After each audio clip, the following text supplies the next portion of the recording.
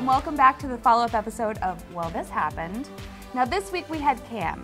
Cam found out that a hiring manager was making fun of a candidate with autism and was spreading it all around the office. Now this goes against their code of conduct. So let's get started and figure out what the wrong answers are, JT. Okay, so A and B, the first two options, are actually both wrong, and let's talk about why. In A, it said, hey, let's just address it privately with the hiring manager. So here's what's wrong with that. First of all, there's no paper trail and there's no third party to witness that. So while if I was addressing that with you and you're nodding and smiling as a hiring manager and saying, yes, JT, I understand, gosh knows what could happen when we walk out the door. You could sabotage me, you could fire me, you could make things up, who knows. So calling it out by, private, not the way to go. Option B was getting your coworkers. So thinking about that backup, getting all your coworkers involved in kind of ambushing the boss, that's also not gonna work. First of all, the boss is the boss, they're in charge. Right. Now everybody is upset. And eventually, usually what happens in those situations is the boss pressures people to say who is the ringleader. So now when you get singled out as the ringleader, again, you're gonna be back in a situation where you're probably gonna lose your job. That makes total sense. Now this leads us into one that was very popular in the comments, which is option D, which is to go straight to someone in upper management. So why isn't that a good one? I know, you would think it would be, right? So I'm gonna go and call it out, especially since it's in the employee handbook that you shouldn't be doing this behavior. But when you go to upper management directly, they're going to ask you to not only take a statement, but they're gonna want you to go on record.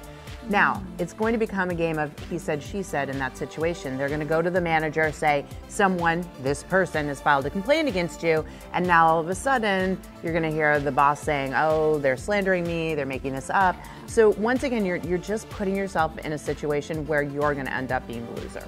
That makes total sense.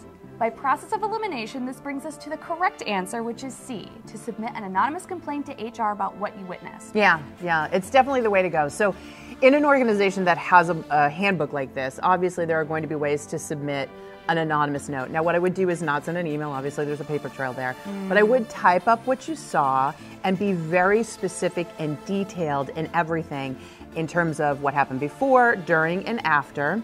You also want to list out where in the handbook you saw the fact that this was something that you needed to report and why you were being compliant with that, but that you wanted to withhold your name for sake of you didn't want any retribution from the manager. Sure. Now what I would do is keep a copy of that, because if things do escalate at some point in time and they start to call out all the staff and say, you can be on the hook for this if you didn't tell us, you're at least going to be able to produce that paper that really shows why you said what you said, why you feel this needed to be reported, so you'll cover your bases. So certainly keep a copy handy. But sending that in anonymously, send it via mail, something like that is fine. And really the best way to go, because you don't want to leave this unattended. This boss was clearly in the wrong, did something really terrible, and we want to make sure that somebody's notified the bad behavior. All right, so we picked a name out of all the winners of C, and this week's lucky winner is Natalie Allman. So Natalie, all you need to do is email us at support@workitdaily.com and you're gonna get your free membership to Work It Daily.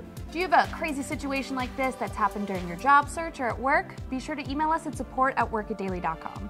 So we hope you enjoyed this episode of Well, This Happened. We really want to see your comments, your feedback, and certainly your suggestions for future episodes. And of course, until the next time, remember this, if you want to win, you've got to work it daily.